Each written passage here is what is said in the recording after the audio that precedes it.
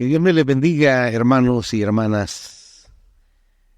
Qué alegre volvernos a encontrar, estar juntos ante la palabra y ante los desafíos que el ministerio pone delante de nosotros. Esta noche vamos a ver dos personajes, recordándoles que la próxima clase, hoy es 13, la del 20, próximo martes, será presencial, próximo martes presencial. Cuerpo pastoral, coordinaciones, líderes de ministerios y predicadores. Y el 27, ¿verdad? El 27 será la clausura de este diplomado que durante año y ¿cuánto, Brian? Año 3 meses. Sí, año 2, 3 meses hemos caminado con estos personajes bíblicos. Así que próximo martes presencial. Hoy vamos a hablar de... Bueno, nos quedan 3 personajes que trataremos de evacuar entre este martes y el siguiente martes. No, son 2 martes, ¿verdad, Brian? Sí, nos quedan hoy y el siguiente. Son 4 personajes que vamos a tratar de... Primero, esta noche vamos a ver a María Magdalena.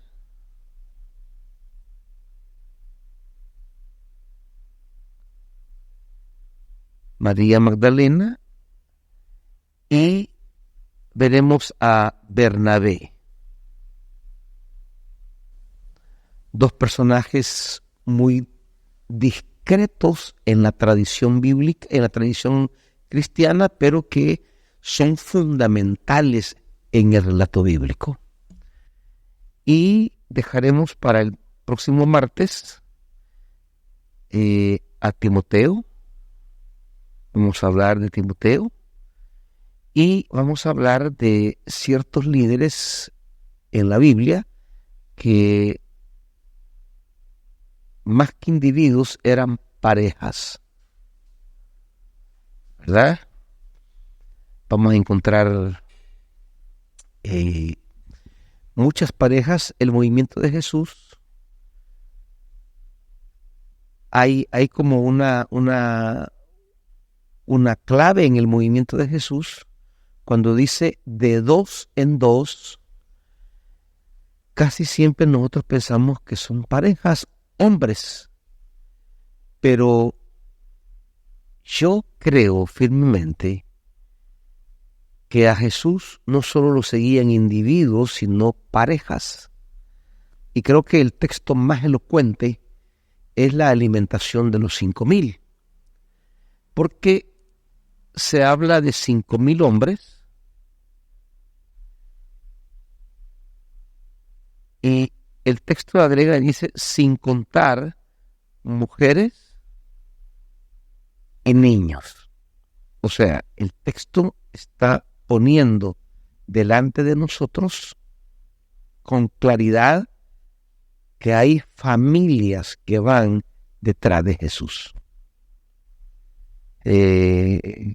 Y por tanto, en ese movimiento de Jesús hay parejas. Y tenemos que plantearnos la pregunta: ¿Jesús caminaba con alguna pareja? ¿Él como hombre?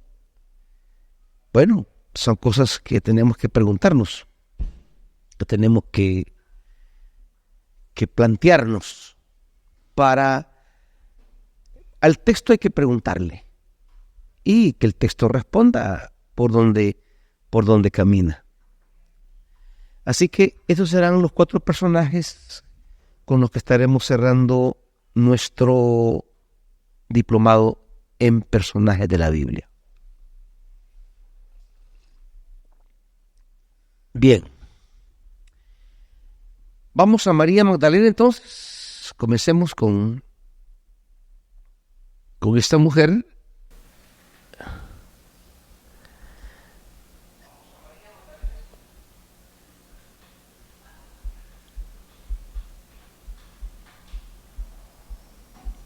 Comencemos diciendo que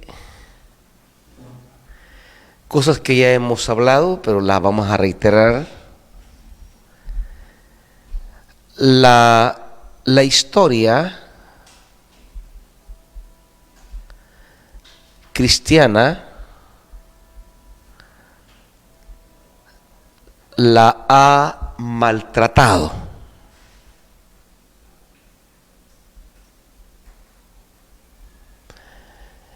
Con la finalidad de ocultarla.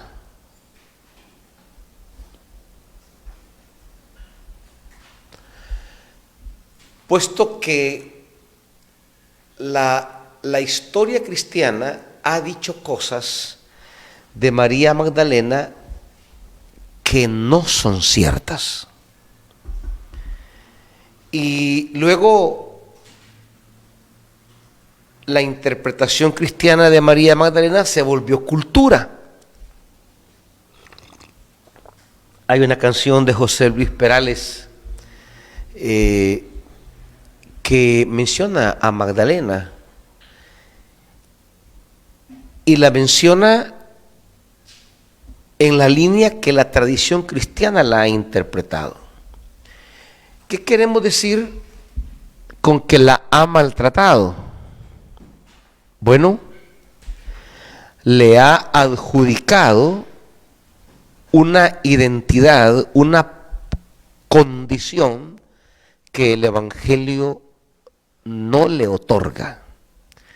Y es que en la tradición cristiana, María Magdalena ha sido interpretada como prostituta. En la cultura humana machista, y van a perdonar la palabra, pero es la manera como se usa en la sociedad, denominarle puta a una mujer ha sido el adjetivo para discriminar a esa mujer.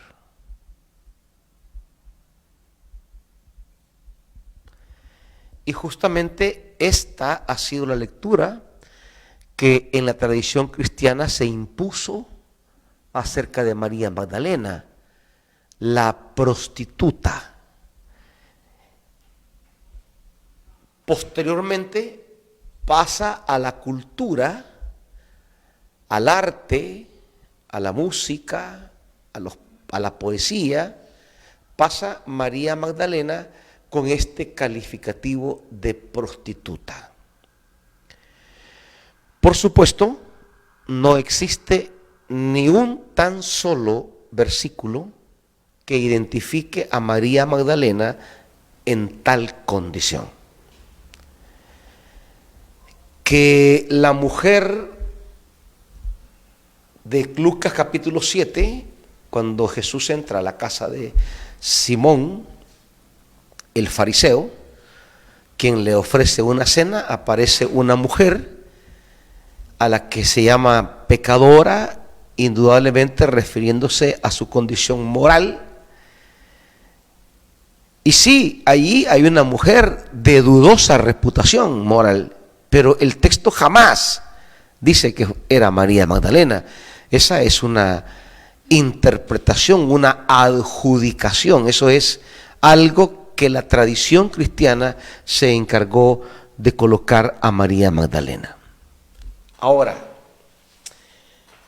la pregunta es, ¿por qué la tradición cristiana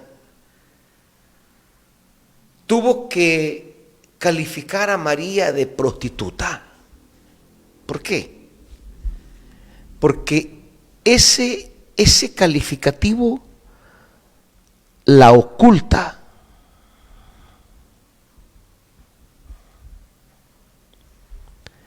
Ese calificativo la pone en una condición despectiva, es decir, no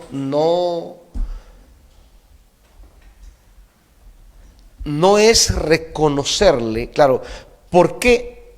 Esa viene la pregunta. ¿Por qué la tradición cristiana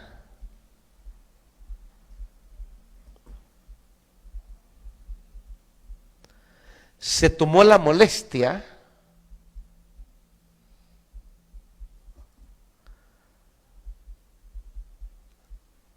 de etiquetar a María Magdalena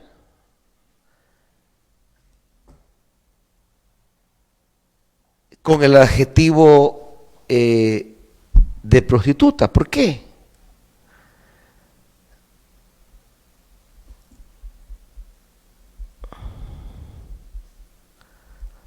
¿Por qué precisamente a ella tiene que etiquetarse como ramera, como prostituta en la tradición cristiana? ¿Cuál era la intención? No lo habrían hecho de no haber un motivo. No habrían tratado a María Magdalena con este término de no existir una razón, de no existir una intencionalidad. Las interpretaciones son intencionadas, no son accidentales. Hay un propósito de fondo. ¿Qué pasó aquí? Hay un propósito de fondo. ¿Por qué se quiere ocultar? ¿Por qué se quiere bajarle intensidad al personaje María Magdalena? ¿Cuál es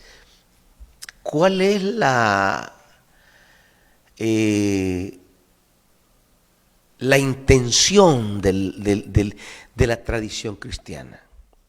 Porque, como repito, los textos bíblicos no ponen jamás, de los jamases, a María Magdalena como una mujer ligada a una vida moral disoluta. María Magdalena no era prostituta según la Biblia. Pero ¿cuál fue la intención? ¿Cuál fue la intencionalidad? Bueno, está claro que se trata a una mujer de puta para deslegitimarla.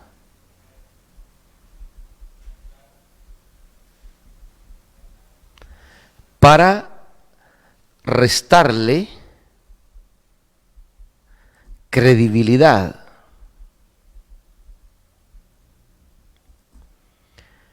Para rebajar su posición,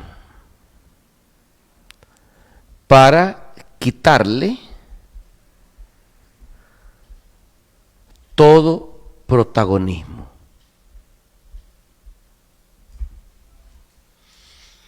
Ahí usted puede leer en internet,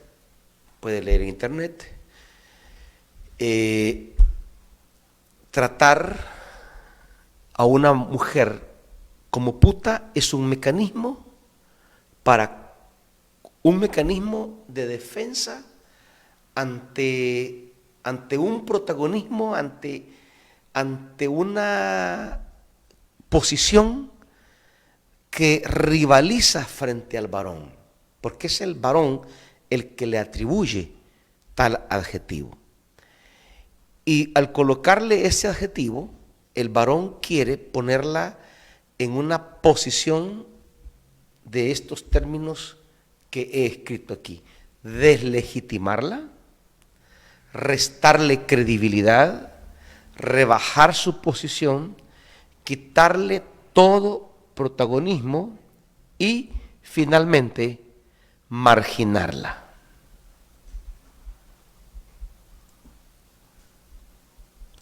O sea, hundirla en el anonimato. Y en ese sentido, entonces, la única virtud que tendría María Magdalena es que era una vida disoluta y ahora ya es una mujer, diríamos, una mujer normal, una mujer moralmente aceptable. Esa sería su virtud, que deja de ser una ramera y ahora ya es una mujer pues honorable ante la sociedad. Pero ¿será solo eso? ¿O hay algo más de fondo en el Evangelio que nos pone a María Magdalena en una posición que incomoda al liderazgo varonil de la iglesia?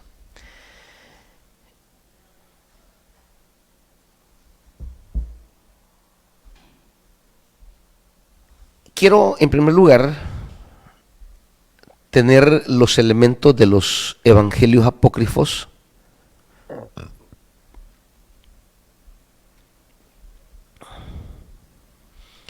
Los evangelios apócrifos, aunque no son canónicos, sí nos revelan hechos que fueron preocupación de reflexión de las primeras comunidades cristianas.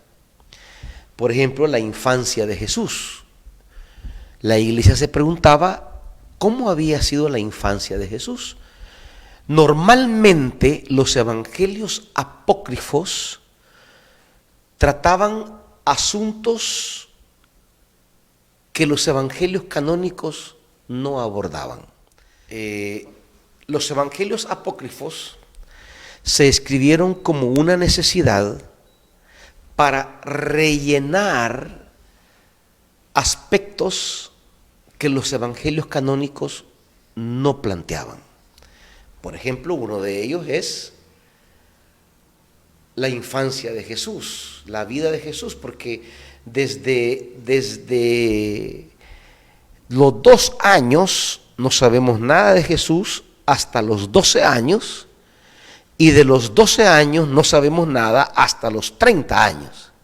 Entonces, hay vacíos de su niñez, vacío de su, diríamos, de su vida adulta, porque en la tradición judía, a partir de los 12, un hombre ya se consideraba adulto y podía entrar a adquirir compromisos como pueblo de Dios.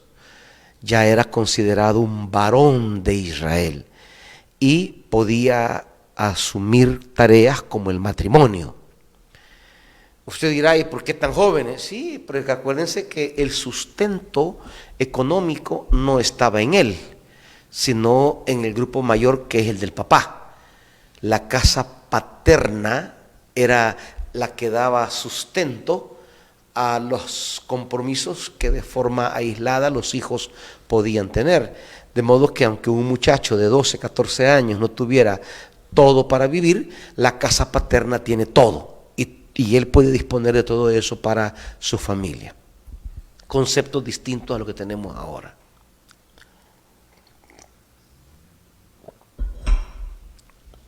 Por tanto, el Evangelio de la infancia de Jesús se escribe como un esfuerzo por tratar de llenar esos vacíos.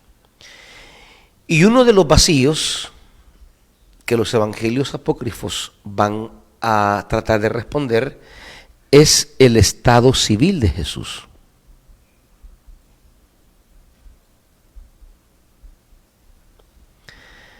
En otras palabras, ¿se casó Jesús?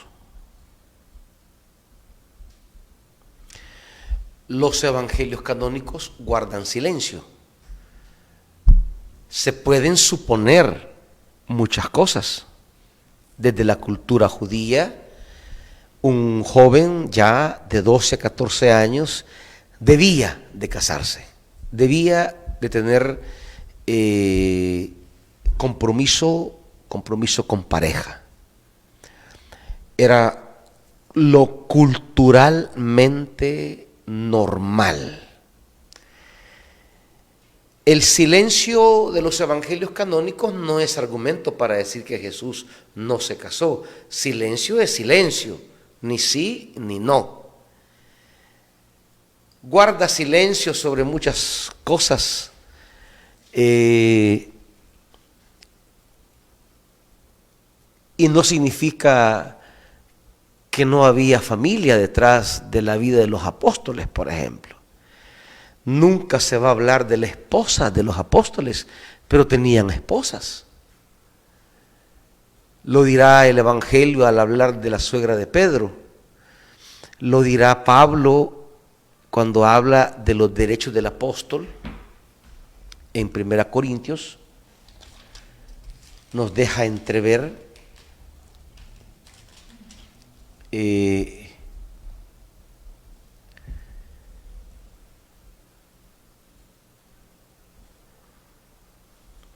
cuando él está hablando, dice, no tenemos derecho, 1 Corintios 9, 5, no tenemos derecho nosotros a llevar una creyente con nosotros, como los demás apóstoles y los hermanos del Señor y Cefas. O sea, en los evangelios canónicos hay un silencio sobre el estado civil de los apóstoles, pero Pablo nos está diciendo que eran casados, que tenían mujer. Por tanto, el argumento del silencio en los evangelios canónicos no es válido para decir no había matrimonio. Que el evangelio diga o el evangelio guarde silencio sobre el estado civil de Jesús, pues no es argumento de nada, no significa que no estaba casado.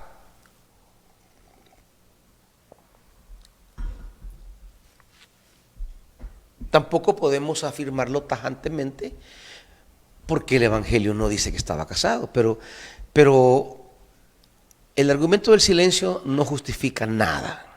Los evangelios apócrifos sí se metieron a tocar el tema con mayor claridad. Ahí tenemos el Evangelio de Tomás.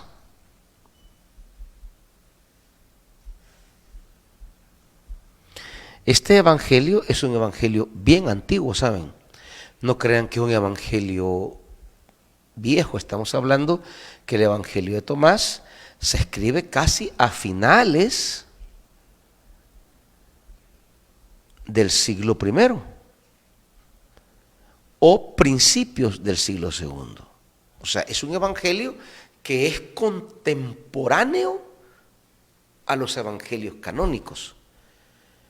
Y el Evangelio de Tomás, que es un evangelio gnóstico, un evangelio de dichos, es decir, no hay narraciones de milagros, no hay narración de pasión, solo son enseñanzas, dichos de Jesús. Hay un dicho en el Evangelio de Tomás, porque en el Evangelio de Tomás hay una disputa. Y ojo, esto es lo que hay que entender, era parte de la tradición cristiana. Los evangelios apócrifos, si bien no son canónicos, pero describen situaciones que formaron parte de las comunidades cristianas del siglo I, II y III. Es decir, los evangelios apócrifos revelan situaciones y el Evangelio de Tomás revela una situación, y es que en la comunidad cristiana hay una rivalidad entre Pedro y María Magdalena. Se disputan el liderazgo, se disputan el protagonismo, María Magdalena tiene una autoridad y un liderazgo que rivaliza con el de Pedro, que era un liderazgo sólido y muy importante. Tan importante, imagínense que para poder aceptar como canónico el Evangelio de Juan, el cuarto Evangelio, tienen que agregar un último capítulo en el cual Pedro es importante para la comunidad de Juan. ¿Por qué? Porque a lo largo de todo el Evangelio de Juan, Pedro no huele ni hiede. Eso es casi una ofensa al liderazgo de Pedro, porque en los evangelios sinópticos, Pedro es el hombre que va a la cabeza de los 12 y el que recibe un protagonismo importante, porque los evangelios sinópticos revelan la postura de las comunidades cristianas, dándole a Pedro un liderazgo muy prominente. Otras comunidades, sobre todo las de Asia Menor, van a darle un protagonismo a Pablo. Y como usted nota, ya en los evangelios canónicos hay disputas acerca de Pedro y Pablo, tanto que un historiador famoso llamado Adolf Harnack, en su interpretación de la historia de la Iglesia, llega a decir que la lucha más grande del cristianismo primitivo fue entre Pedro, que representaba la visión judaísta de la fe, y Pablo, que representaba una visión más aperturada de la fe. Más allá de que si compartimos o no lo que Harnack propone como clave de lectura de entender la teología del Nuevo Testamento, que por supuesto hay muchos vacíos, pero sí nos señala algo que es cierto. En las comunidades cristianas, las iglesias disputaban por personajes importantes.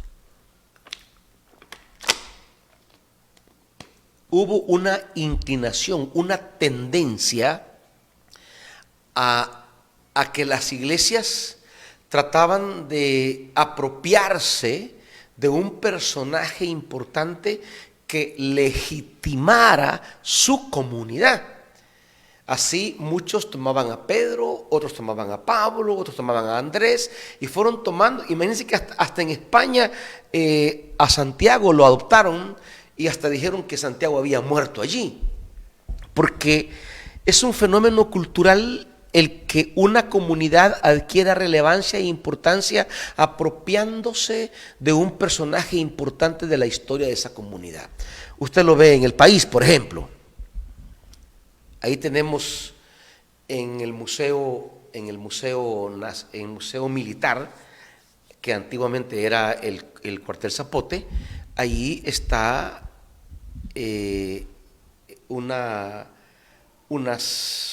¿cómo se diría? Un homenaje a los próceres. Y ellos tienen cerca de 25, 30 próceres allí. Y uno de los sueños del coronel que está a cargo de eso es que todos los próceres tengan ahí su tumba, y de hecho hay como 6, 7 que los han logrado mover de sus respectivas zonas, pero el resto no los quieren mover, no los quieren entregar. Los pueblos no quieren entregarlo. ¿Por qué? Porque ellos se sienten importantes en identificarse con uno de los próceres. Por ejemplo, en Santiago de Tezacuangos está el prócer José Mariano Calderón, que hasta lleva el nombre de una escuela del lugar, y está enterrado en la iglesia católica de la zona. Ellos no quisieron entregarlo, la comunidad no quiso entregarlo. ¿Por qué? Porque es su prócer, se identifica con un personaje pilar de la nueva república. Esto pasó, esto es un fenómeno social. Y esto pasó en las iglesias. Las comunidades querían identificarse con un personaje importante de las comunidades cristianas, y se van a pelear por los líderes. Ahora, había una rivalidad muy fuerte que revelan los evangelios apócrifos entre Pedro y María Magdalena. Tanto que hay un pasaje, si no recuerdo, es el verso 87 al 90 del Evangelio según Tomás, porque es un evangelio que tiene 113 dichos, por decirlo así, 113 versículos. Y allá por el 76 al 80, creo yo, hay una conversación de Pedro con los discípulos y está como indignado contándoles que el Señor le da preferencia a María Magdalena más que a él. Es más, él llega a decir que Jesús besaba a María Magdalena en la boca. Claro, los intérpretes posteriores han entendido esa frase como una manera en que los gnósticos transmitían el conocimiento, era una manera simbólica en que se transfería el saber. Pero Pedro llega a decir eso. Lo que está en el fondo del Evangelio de Tomás es la rivalidad entre Pedro y María Magdalena. Existía entonces a finales del siglo I y a principios del siglo II una prioridad de María Magdalena tan grande que disputaba liderazgo con la columna vertebral que era Pedro. Imagínense el conflicto que planteaba María Magdalena en los orígenes cristianos. Y allí vamos a descubrir el traslape entre el testimonio de los evangelios apócrifos que plantean una rivalidad entre Pedro y María Magdalena y el aparecimiento de interpretaciones cristianas que comienzan a hablar de María Magdalena como prostituta. Claro, cuando la tradición cristiana, cuando los padres de la iglesia comienzan a hablar de María Magdalena como prostituta, es para restarle esa rivalidad, para deslegitimarla, las 5 cosas que mencioné anteriormente, deslegitimarla frente a una posición que María Magdalena ostenta, restarle credibilidad porque una mujer de la vida de semejante vida no puede ser digna de crédito, no como Pedro, ¿verdad?, que era el apóstol del Señor. Rebajar su posición, quitarle todo protagonismo, ese protagonismo que el Evangelio plantea, y lograr el objetivo, como en efecto se logró posteriormente en los siglos restantes, marginarla, devolverla al anonimato. Frente a esa rivalidad y a ese protagonismo, la tradición cristiana se encargó de hundirla en el anonimato para restarle su protagonismo. Es en los últimos 25 años, creo yo, 25 o 30 años, donde se le ha devuelto a María Magdalena su lugar, su importancia, y falta todavía más. Hay otro evangelio que es el evangelio de María Magdalena.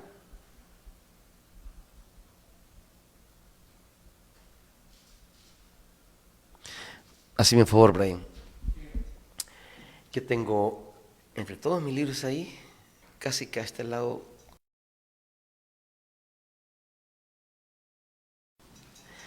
El Evangelio de María Magdalena aborda de manera clara y frontal la relación entre Jesús y María Magdalena. Plantea que había una cercanía. Llega a llamarle compañera.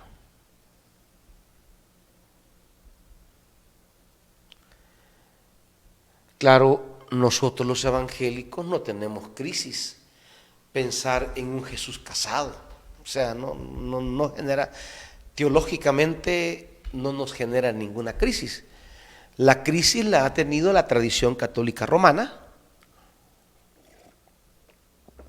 porque ellos sustentan ¿cómo se llama? Los curas, el celibato de los curas, justamente en el celibato de Jesús. Por tanto, abrirse a la posibilidad que Jesús estaba casado resulta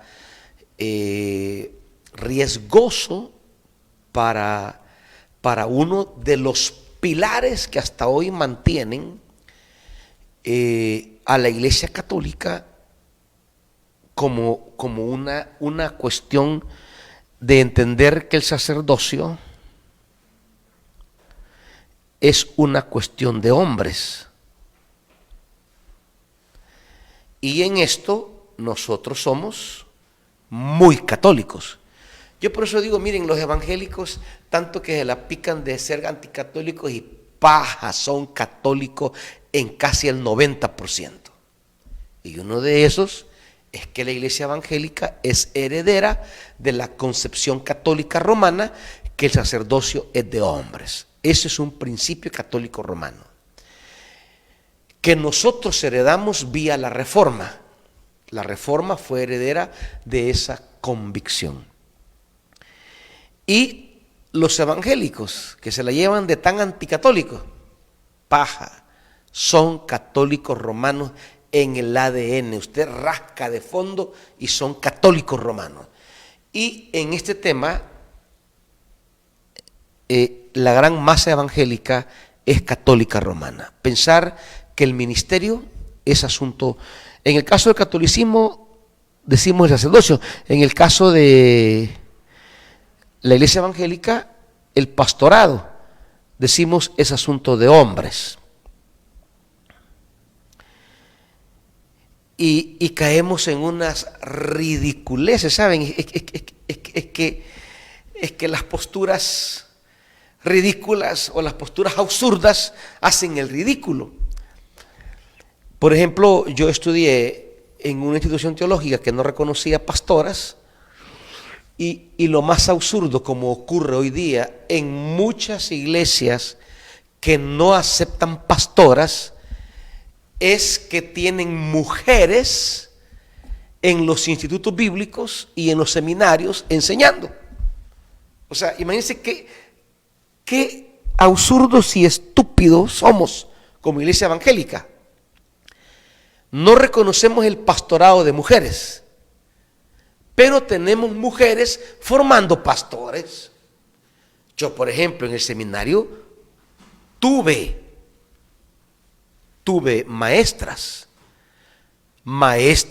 preparando pastores, a los que van a ir a hacer el ministerio, pero a ellas no se les puede reconocer como pastoras. O sea, es una cosa estúpida realmente. Y en el mundo evangélico tenemos aquí en El Salvador instituciones educativas dirigidas por mujeres, o sea, mujeres directoras de bíblicos o seminarios o colegios de teología que están preparando pastores, pero a ella no la pueden poner de pastora porque no reconocen pastora. O sea, es de lo más estúpido que hay en el mundo evangélico. ¿Por qué? Porque somos un manojo de contradicciones.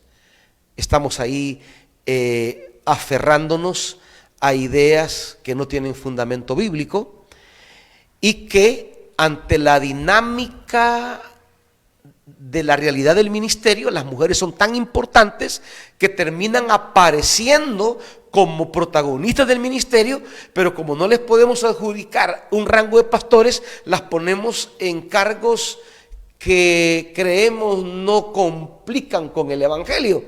Pero claro, son salidas estúpidas al final, porque tenemos a mujeres equipando, preparando y formando a pastores que van a ir a hacer el ministerio. En otras palabras, son formados por mujeres. Es de lo más ridículo, pero como así es la iglesia evangélica, le encanta hacer el ridículo.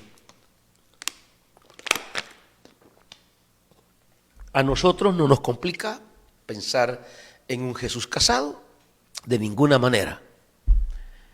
Eso sería pensar que el matrimonio es un estado pecaminoso. Eso nos haría pensar que el matrimonio resta santidad a la persona.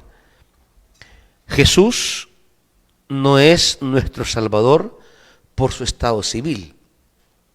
Independientemente de su estado civil, Él es nuestro Salvador porque Él fue obediente al Padre. Hizo la voluntad del Padre y fue fiel a esa voluntad hasta las últimas consecuencias. Por tanto, haya sido casado o no, no es una cosa que nos afecte en lo más mínimo a nuestra comprensión de la fuerza salvadora de Jesús. Bien, el Evangelio de María Magdalena pues resulta un evangelio que plantea la cercanía, la proximidad de Jesús con María Magdalena y habla del protagonismo ministerial de María Magdalena. Es decir, ella tenía respetabilidad en muchas comunidades cristianas. Ahora, semejante protagonismo en las comunidades cristianas ¿no debería tener algún indicio en los evangelios canónicos? ¿No debería tener algún fundamento en los evangelios que tenemos? Y claro que sí, eso vamos a ver ahorita. Vamos a analizar 3 pasajes, 3 textos, no porque sean los únicos que hablan de María Magdalena, sino porque creo que en esos 3 textos tenemos planteado claramente su posición. 3 textos evangélicos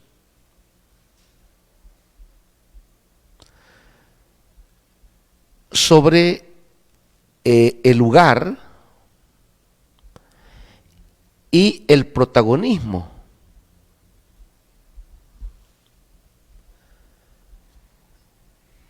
de María Magdalena. El primer texto que vamos a hablar es Lucas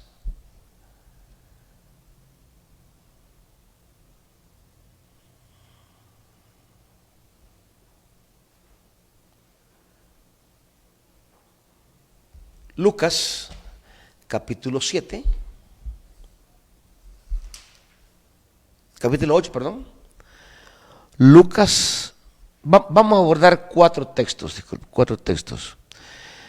El cuarto texto no es un texto que se menciona a María Magdalena, pero a mi juicio la incluye, y ya daré mis razones. Lucas 8, del 1 al 3.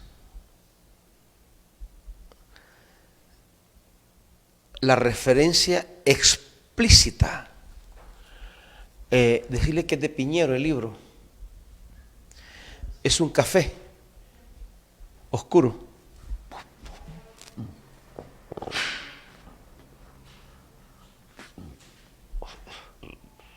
Perdón.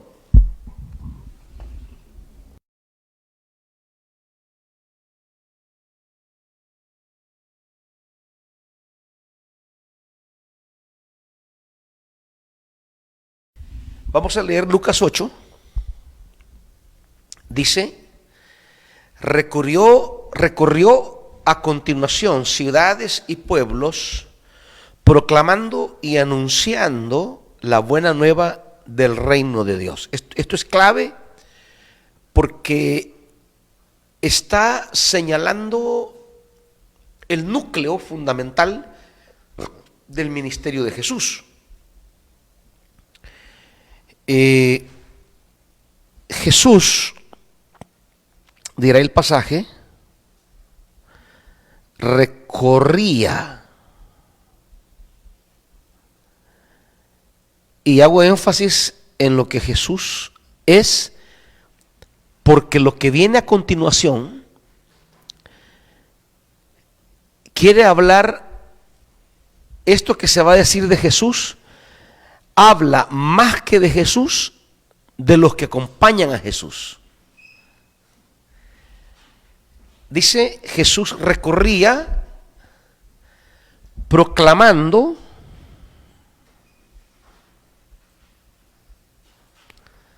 anunciando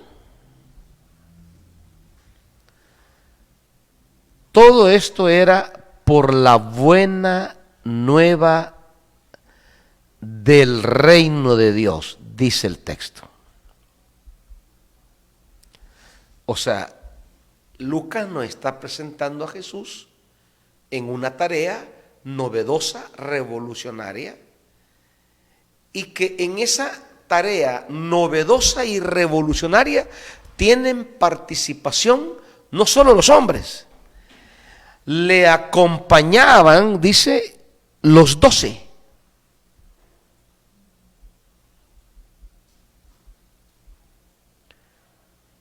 Tiene que ver con el reino el tema de los 12. ¿Por qué?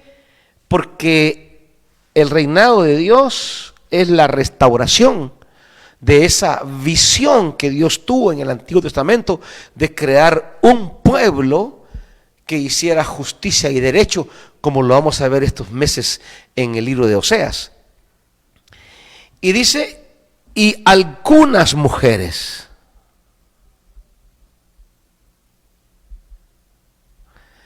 Note ya el protagonismo, fíjese bien, yo quiero que entienda esto, que los apócrifos van a, hay como dos sectores, hay como dos grupos, los 12 y las mujeres.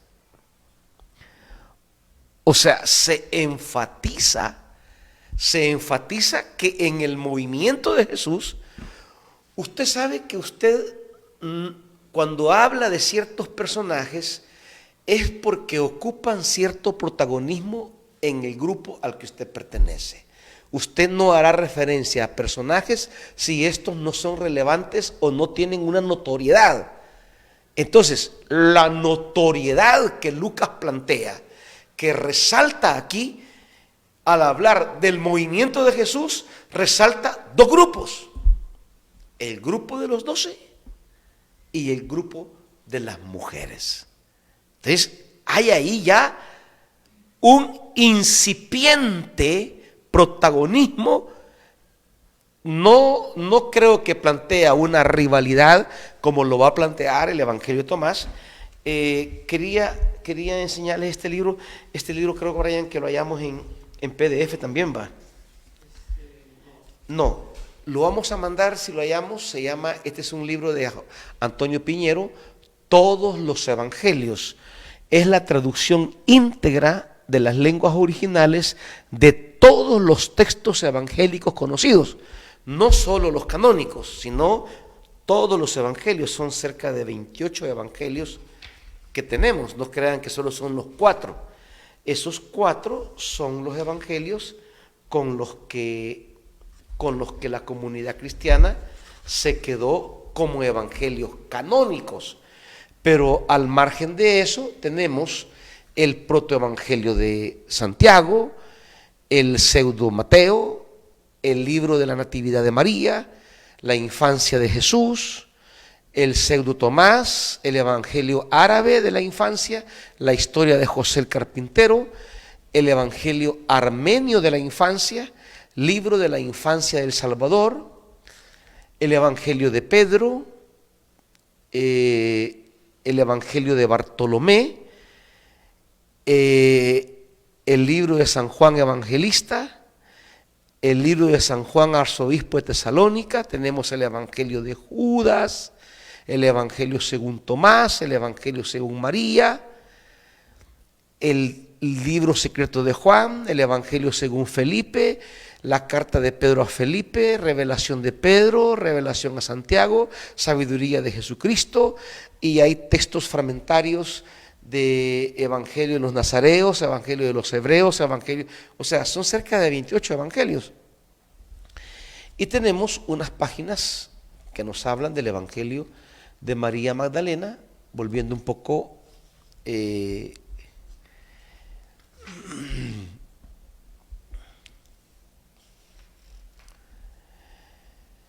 el Evangelio de María Magdalena es de mediados del siglo II. Imagínense, hablamos del año 150 después de Cristo. Es antiquísimo, es un evangelio antiguo.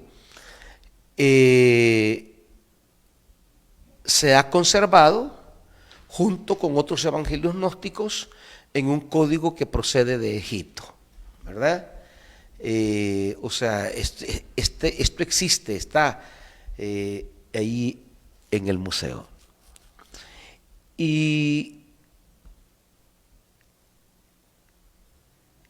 hay una disputa entre María Magdalena, por ejemplo, dice ella: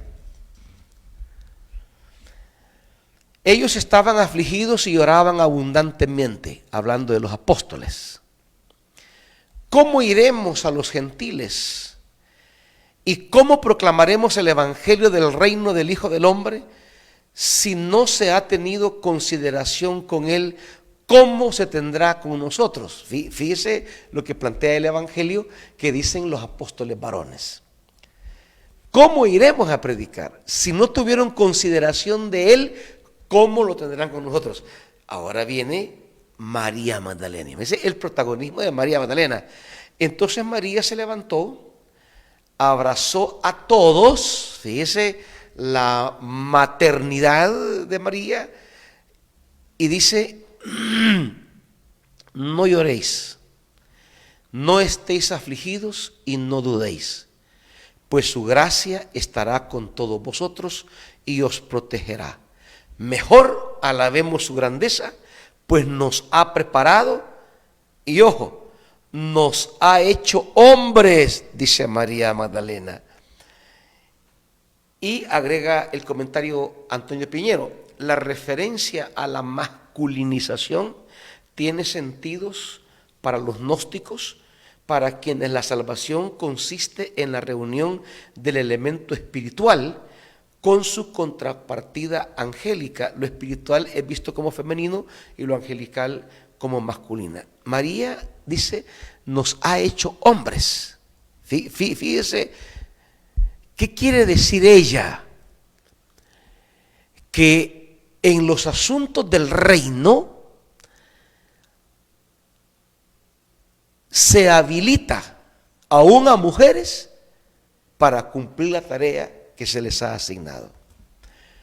Cuando María hubo dicho esto, ella convirtió sus corazones al bien y ellos comenzaron a considerar las palabras del Salvador. Imagínense el protagonismo que le dan a María Magdalena en las comunidades cristianas originarias. Hablo del año 150. Cuando se puso por escrito estas cosas en el Evangelio, ya en las comunidades, en las décadas anteriores, María tenía un protagonismo. Ahora, responde Pedro. Pedro le dice a María Magdalena: hermana, sabemos que el Salvador te quería más que el resto de las mujeres. También hay otro evangelio, que es el evangelio de Felipe, que va a hablar de esta prioridad que tenía Jesús por María Magdalena. Hay como una intencionalidad de poner a María Magdalena muy próxima, muy cercana, muy ligada a Jesús. Dinos las palabras del Salvador que recuerdes, que tú conoces y nosotros no, y que nosotros no hemos oído. Como que la intimidad de Jesús con María Magdalena la hizo depositaria de ciertas enseñanzas que ellos no escucharon, porque formaban parte de la intimidad de Jesús con María Magdalena. María respondió: lo que os ha ocultado, yo os lo anunciaré. Ojo, aquí tenemos una visión muy de apostolado de María Magdalena, pero que ya vamos a ver que esa visión de apostolado no está tan ajena en los evangelios canónicos. Ya vamos a leer los textos. Y ella comenzó a decirles: yo, dijo, vi al Señor en una visión. Y dije, Señor, te he visto hoy en una visión.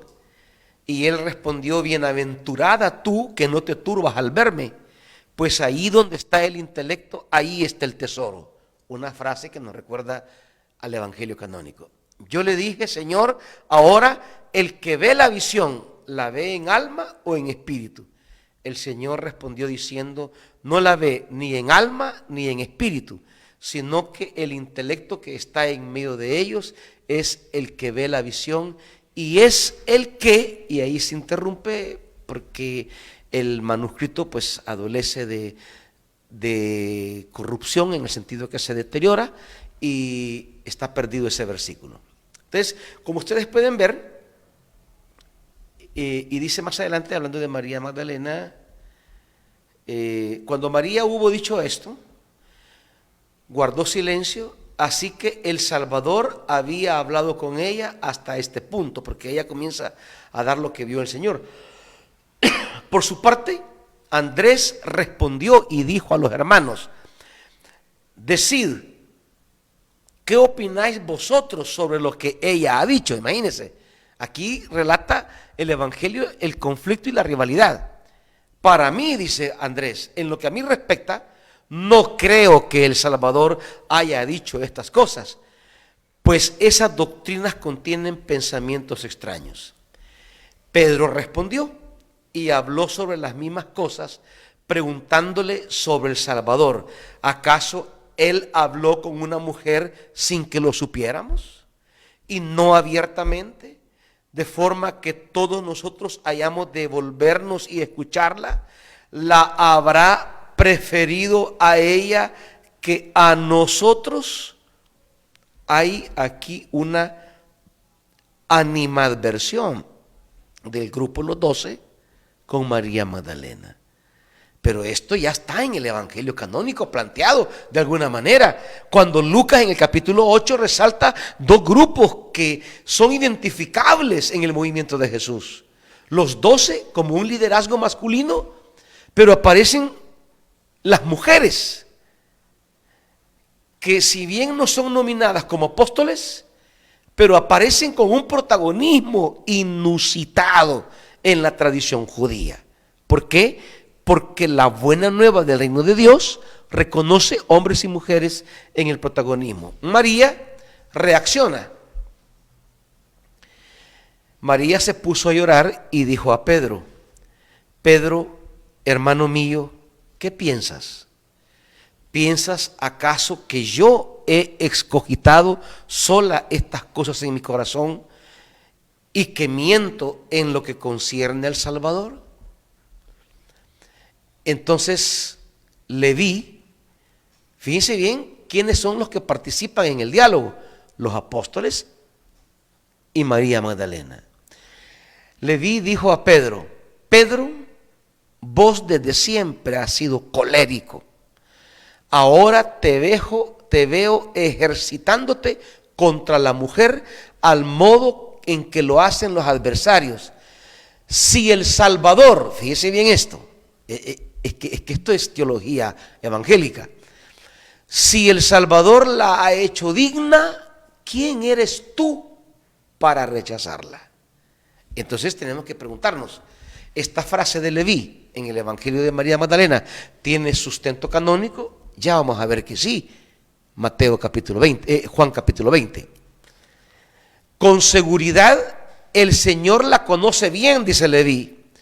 Por esto la amó más que a nosotros. Fíjese la frase. Con seguridad el Señor la conoce bien. Por esto la amó más que a nosotros. Más bien avergoncémonos y revistamos al hombre perfecto, nos lo encomendó y proclamemos el Evangelio sin establecer otra regla y otra ley que la pronunciada por el Salvador. Leví dijo esto, iniciaron la marcha para anunciar y predicar. Usted dirá, pero mire, ¿y por qué vamos a leer esos libros que no son la Biblia? ¿Y cuánta basura lee usted que no tiene nada de antigüedad ahí? Aquí estamos hablando de evangelios antiquísimos, evangelios que se leían en las iglesias para la edificación cristiana. Cuando hablamos de evangelios apócrifos, no estamos hablando de evangelios heréticos. Estamos hablando de evangelios que no fueron incluidos en el canon que tenemos como palabra de Dios. Sin embargo, en el siglo I, II, III y IV, estos evangelios, todos estos evangelios, se leían en las iglesias. ¿Por qué? Porque no había esa división entre evangelios canónicos y apócrifos. Todos eran evangelios. Hermanitos, un pequeño corte. Usted podrá escuchar esta parte de la clase. Hubo una parte que usted no oyó, donde yo les aclaraba que el Evangelio de Lucas ya señala dos grupos, 12 y mujeres, como grupos protagónicos en el movimiento de Jesús. Por ejemplo, nosotros cuando hablamos de la escuela predicadora y hablamos de los líderes, hablamos de grupos: cuerpo pastoral, coordinaciones, líderes de ministerios. ¿Por qué lo mencionamos? Porque son personas que tienen protagonismo en la vida de la iglesia. Esto es lo que pasa aquí. Los 12 y las mujeres son protagónicos en el movimiento de Jesús. Y algunos de los 12 fueron desarrollando más liderazgo que otros. Igual con las mujeres, hubo unas que desarrollaron más liderazgo que otras, y de repente los que desarrollaban liderazgo entre los hombres y entre las mujeres entraban en cierto choque, como nos revelan los evangelios no canónicos. Creo que es mejor decirles evangelios extracanónicos para darles un valor merecedor entre nosotros. Bueno, Marcos, capítulo 15, del 40 al 41, plantea a María Magdalena en una situación interesante. Había también unas mujeres mirando desde lejos, entre ellas María Magdalena. Fíjese que se menciona en primer lugar de las mujeres, o sea, como que dentro del grupo, igual que ya en Lucas 8, que dentro del grupo de mujeres, María Magdalena desarrolla cierto liderazgo, cierto protagonismo. María, la madre de Santiago, el menor, y de José y Salomé, que le seguían y le servían. Ojo con esto. Le seguían, le servían. Este término, estas palabras son términos técnicos que definen el discipulado en los evangelios. Usted lo encontrará también en Marcos, en Juan, creo que el 13, cuando dice, si alguno me sigue y me sirve, creo que el 13, seguir y servir a Jesús es como la palabra oficial para describir a un auténtico discípulo. Y las mujeres aparecen en esa condición en la perspectiva de Marcos. Y al igual que allá, en Lucas se dice otras muchas mujeres. Este adverbio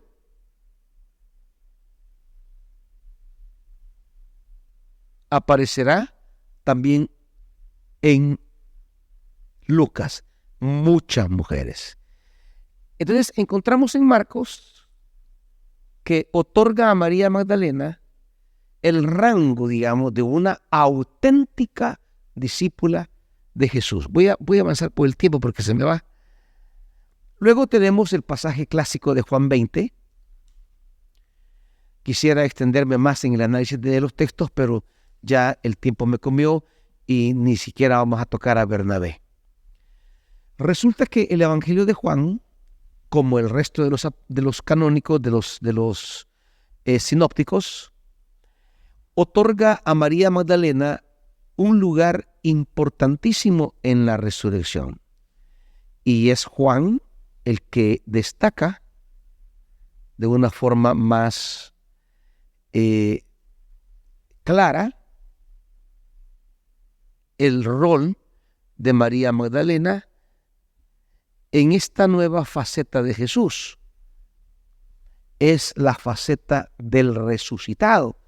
¿Por qué María Magdalena tiene un protagonismo en el tema de la resurrección? Dice, versículo 11, estaba María junto al sepulcro, llorando afuera, y mientras lloraba se inclinó hacia el sepulcro y vio 2 ángeles de blanco sentados donde había estado el cuerpo de Jesús, uno a la cabecera y otro a los pies. Le preguntaron: mujer, ¿por qué lloras? Ella le respondió, fíjense bien, porque se han llevado a mi Señor y no sé dónde lo han puesto. ¿Por qué no poner la imagen, no?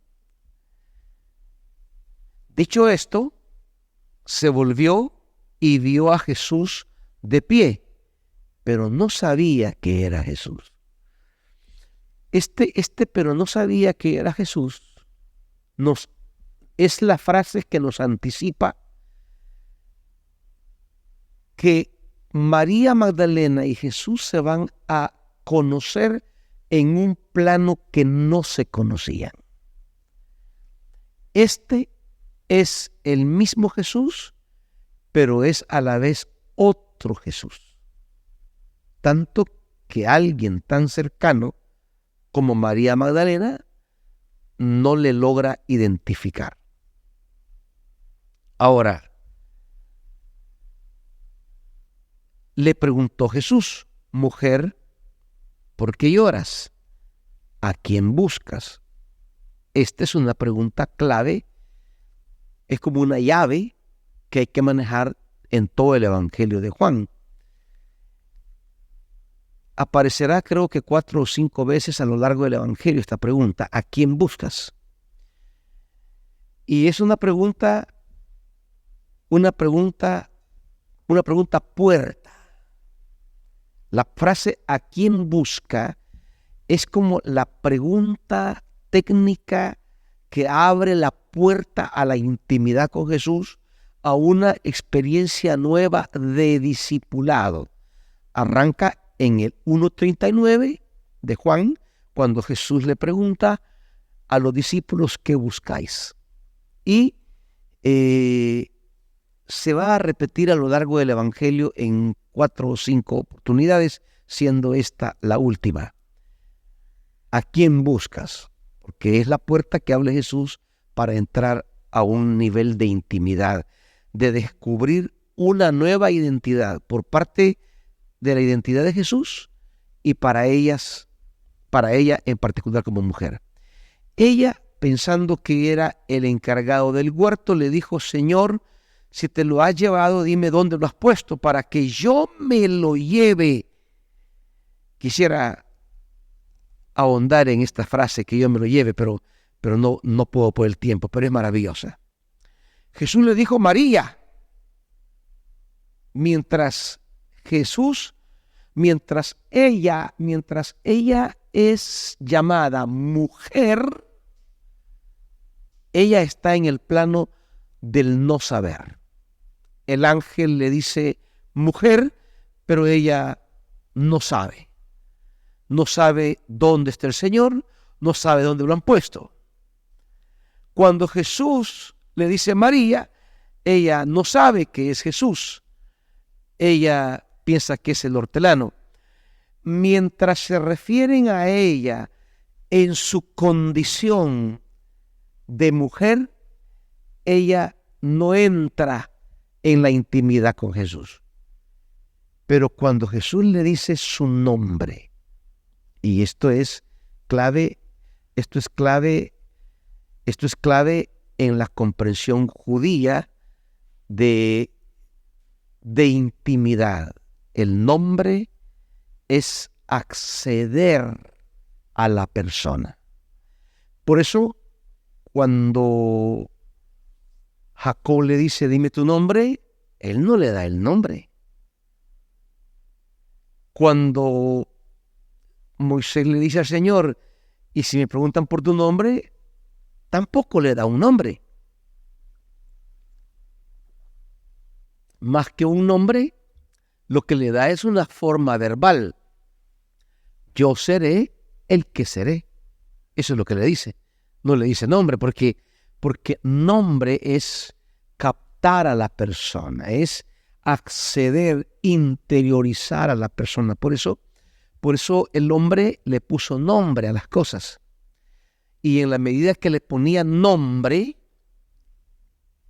intimaba, tenía acceso a las cosas. Cuando Jesús le dice María, y aquí hay que trazar toda una teología del nombre, María, ella se volvió y le dice en hebreo, Raboni. Fíjese ahora aquí la relación. María, y ella le dice Raboni, o sea, tal como lo tiene la Jerusalén, Rabuní. ¿Qué está planteando en primer lugar? Lo que está planteando es una relación de discípula. María Raboni. Es la relación que plantean, que leímos en los evangelios, apócrifos de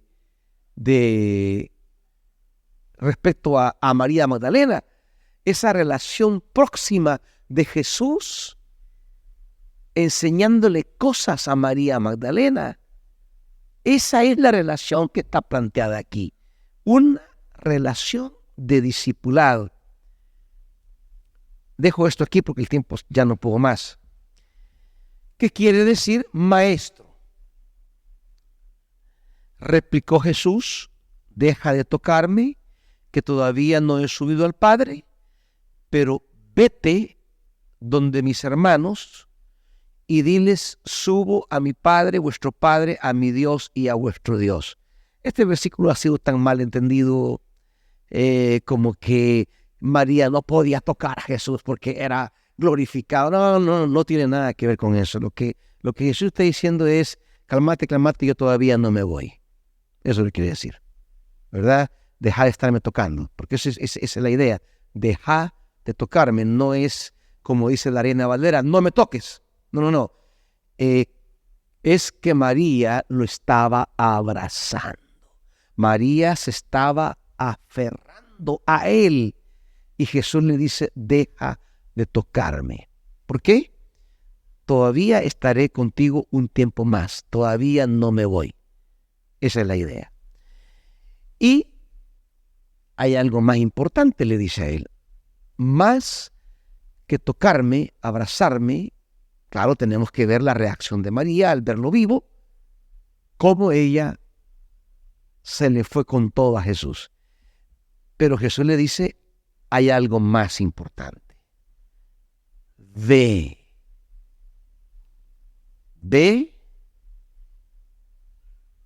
diles esto es la misión. Estos son los términos técnicos para hablar de misión, para hablar de apostolado.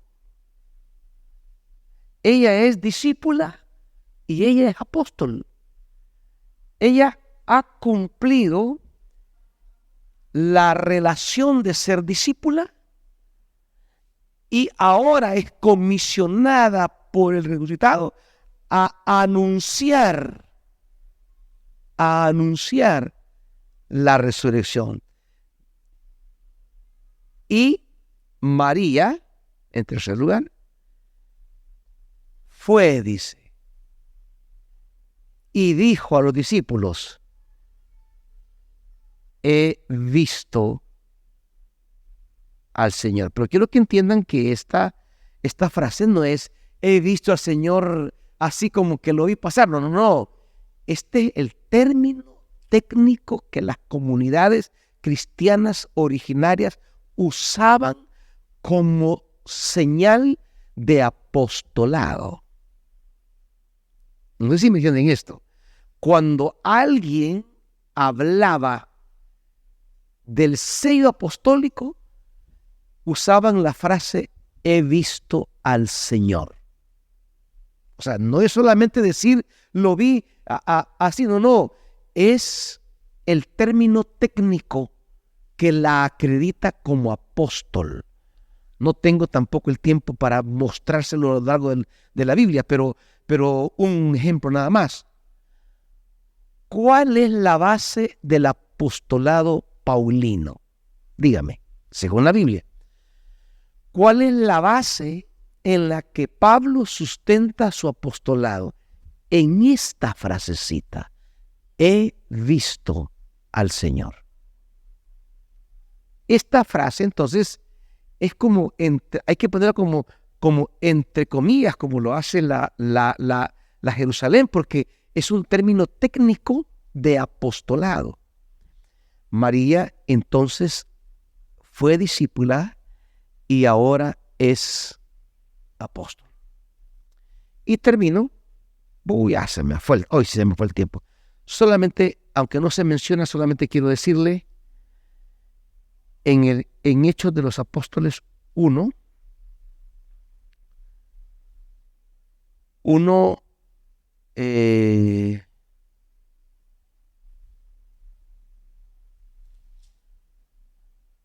versículo 14. Y con esto cierro. Espero no se hayan ido a comer, condenados. Va. Dice, fíjense bien, 1:14.